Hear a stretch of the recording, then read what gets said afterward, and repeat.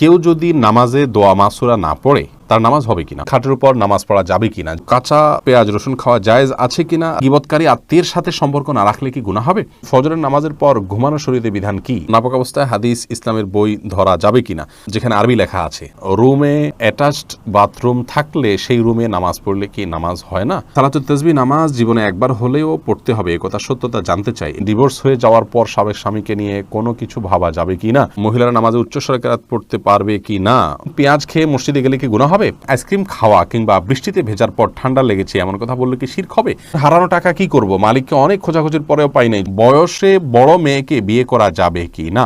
আপনি মহিলারা উচ্চস্বরের নামাজে কেরাত পড়বেন না, তবে ঘরে যখন নামাজ পড়বেন রাতের নামাজগুলো গুনগুনিয়ে তারা অবশ্যই আদায় করতে পারবেন। নাপাক অবস্থায় হাদিস ইসলামের বই ধরা যাবে কিনা যেখানে আরবি লেখা আছে, ধরা যাবে, কোনো অসুবিধা নেই। কোরআনে কারীম যদি থাকে শুধু কোরআনে কারীম স্পর্শ করবেন না, এছাড়া ইসলামিক বই পুস্তক সেখানে হয়তো কোনো একটা পাতায় আধা লাইন এক লাইন হয়তো আরবি লেখা আছে বা হাদিসের মূল পাঠ আছে, সেটি আপনি নাপাক অবস্থায় বা মাসিক চলা অবস্থায় ধরতে পারেন, তাতে গুনাহ হবে না পিরিয়ড অবস্থায়।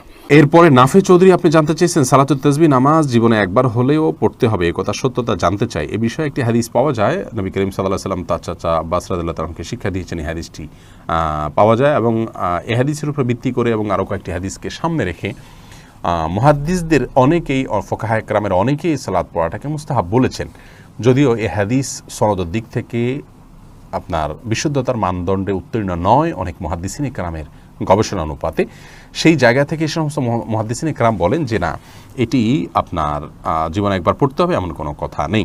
নীল কাব্য জানতেছেন ডিভোর্স হয়ে যাওয়ার পর সাবেক স্বামীকে নিয়ে কোনো কিছু ভাবা যাবে কি না, না, সাবেক স্বামীকে নিয়ে আপনার স্বামী স্ত্রী সুলভ যে সমস্ত ভাবনা আছে সে সমস্ত ভাবনা যা করা জায়েজ হবে না, যদি মনে কখনো শয়তান আনেও সেটিকে ভোলার চেষ্টা করতে হবে। এরপরে সুইটি আহমেদ জানতে চাইছেন গীবতকারী আত্মীয়ের সাথে সম্পর্ক না রাখলে কি গুনাহ হবে, গীবতকারী আত্মীয়ের সাথে সম্পর্ক যদি কেউ না রাখেন তাহলে সেক্ষেত্রে অবশ্যই গুনাহ হবে, কারণ গীবত করার কারণে কারোর সাথে সম্পর্ক ছিন্ন করা যাবে না, তিনি অপরাধ করছেন, অপরাধীর সাথে সম্পর্ক ছিন্ন করার নির্দেশ ইসলাম দেয়নি যদি তিনি রক্ত সম্পর্কে আত্মীয় হন। হ্যাঁ, আপনি তার সাথে গীবতের মজলিসে যোগদান করবেন না, সেটিকে অ্যাভয়েড করবেন, কিন্তু সম্পর্ক ছিন্ন করা, তার সাথে যোগাযোগ না রাখা, এটা করা উচিত নয়, এটা অতিরঞ্জন হবে, বাড়াবাড়ি হবে এবং আত্মীয়তার সম্পর্ক রক্ষা করা অনেক গুরুত্বপূর্ণ বিষয় ইসলামে। শারমিন নাহার জানতে চেয়েছেন নামাজের শেষে জায়নামাজ সালাম করার এবং তাসবিহ তেলাওয়াত করতে চুমু দেওয়ার বিধান কি, নামাজ শেষে জায়নামাজকে সালাম করা কিংবা তাসবিহ কোরআন তেলাওয়াত এগুলোকে আপনার চুমু দেওয়ার কোনো বিশেষ প্রয়োজনীয়তা নেই, বরং এগুলোকে যদি কেউ সিস্টেম মনে করেন, এগুলোকে যদি কেউ তেলাওয়াতের আদব শিষ্টাচার হিসেবে বানিয়ে নেন, নিয়ম বানিয়ে নেন, তাহলে সেটি বিদআতে পরিগণিত হবে। আমরা যে জানামাজ সিজদা করলাম এটার সাথে আমাদের চুমু খাওয়ার বা এটার প্রতি শ্রদ্ধা দেখানোর মতো কিছুই নেই, যে তাসবিহ আমরা ব্যবহার করলাম সেটা ব্যবহার করার সাথেও সেটাকে শ্রদ্ধা করারও বিশেষ কোনো কারণ নেই। হ্যাঁ, কোরআনে কারীমে আল্লাহ তাআলার কালাম, সেই জায়গা থেকে আপনি ভালোবেসে কখনো চুম্বন করেন ভিন্ন কথা, কিন্তু যদি আপনি তেলাওয়াত করলেই এটা করতে হবে এমনটি আবশ্যক বানিয়ে নেন তাহলে সেটি পরিত্যাজ্য হবে। এরপরে মাজাহুল ইসলাম জানতে চেয়েছেন হারানো টাকা কি করব, মালিককে অনেক খোঁজাখুঁজির পরেও পাই নাই, যদি পরিমাণ অনেক অল্প হয় আপনি গরিব হলে আপনি নিজে খেয়ে ফেলতে পারেন অথবা অন্য কাউকে দান করে দিতে পারেন, আর যদি অনেক বেশি হয় তাহলে যথেষ্ট খোঁজাখুঁজি করার পর, যথাযথ উপায়ে খোঁজাখুঁজি করার পর, বিজ্ঞপ্তি দেওয়ার পর, আশেপাশে ঘোষণা দেওয়ার পর কোনোভাবে পাওয়া না গেলে পাওয়ার আশা ছেড়ে দিলে আপনি এই টাকাটা কোনো গরিব দুঃখীকে দান করে দিতে পারেন।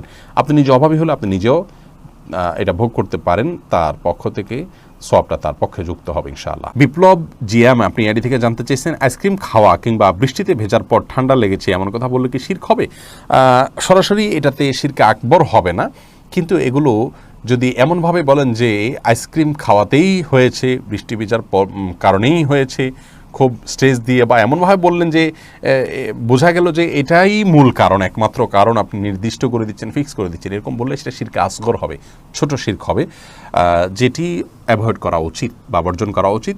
বৃষ্টি ভিজলাম এর পরেই ঠান্ডা লেগেছে, আল্লাহ ভালো জানে, হয়তো এই কারণেই হয়েছে, এরকম বলা যেতে পারে।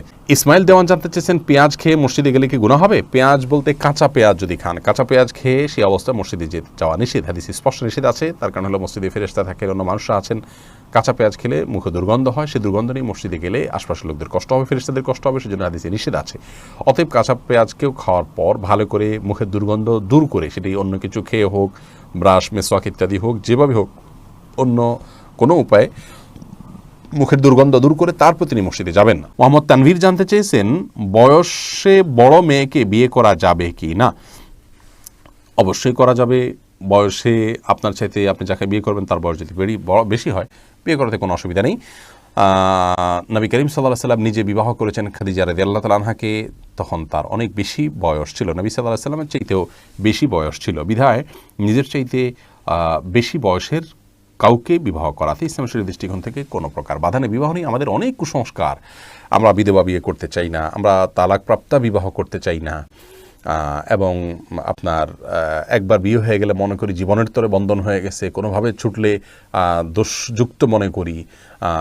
এইগুলোর সবগুলো আমাদের সমাজের অপসংস্কৃতি, এগুলো অনেক অন্যায়ের দুয়ারকে উন্মোচন করে। বিবাহ বিষয়টাকে শরীয়ত অনেক ইজি করেছে। সাহাবা ইকরাম পুরুষ হয়তো একাধিক বিয়ে করছেন, সেটাও যেমন তাদের কাছে স্বাভাবিক ছিল, নারীদেরও একাধিক জায়গা বিয়ে হচ্ছে, সেটা সম্পূর্ণ স্বাভাবিক মনে করা হচ্ছে। এখন 2-3 জায়গা বিয়ে হলে, তালাক হলে তাকে মানুষ মনে করে যে লোকটা খারাপ বা ভালো মানুষ নয়। এটি সম্পূর্ণ একটি ষড়যন্ত্র অংশ। ইবলিস আমাদের সমাজকে অস্থিতিশীল করবার জন্য এই কালচারগুলো প্রবেশ করে দিয়েছে সমাজে। এগুলো আমাদের যত বেশি আমরা বুঝতে সক্ষম হব, ততই ইনশাআল্লাহ কল্যাণের পথে অগ্রসর হতে পারবো। ফাতেমা ইসলাম জানতে চেয়েছেন, রুমে অ্যাটাচড বাথরুম থাকলে সেই রুমে নামাজ পড়লে কি নামাজ হয় না? এটা কতটুকু সঠিক? না, এটা ভুল কথা। অ্যাটাচড বাথরুম থাকলে সেখানে নামাজ হবে না এমন কোনো কথা কোরআন অথবা হাদিসের কোথাও বলা হয়নি। এটি যদি কেউ বলে থাকে তাহলে সেটি তার পক্ষ থেকে অতিরঞ্জন অথবা মন গড়া কথা ছাড়া আর কিছু নয়। এমডি ওমর ফারুক জানতে চেয়েছেন, ফজরের নামাজের পর ঘুমানো শরীয়তের বিধান কি? এটি জায়েজ আছে, তবে অনুত্তম কাজ। নবী করিম সাল্লাল্লাহু আলাইহি ওয়াসাল্লাম দোয়া করেছেন, আল্লাহুম্মা বারিক লি উম্মতি ফি বুকুরিহা, আল্লাহ আমার উম্মতের জন্য সকালের সময়টাতে আপনি বরকত দান করুন। অতএব সকালের সময়টাতে না ঘুমানো উচিত বা উত্তম। কেউ অসুস্থ থাকলে ভিন্ন কথা, বৃদ্ধ হলে ভিন্ন কথা। তবে যদি কেউ ঘুমান, তিনি কোনো বড় গুনাহ করেছেন, অপরাধ করেছেন, এই লেভেলের সমস্যা নয়। অনুত্তম আর উত্তমের বিষয়টি এতটুকু। তাছাড়া নবী সাল্লাল্লাহু আলাইহি ওয়াসাল্লাম সকালে ঘুমাতেন না কখনো, সেজন্য এটি সুন্নাতের খেলাফ।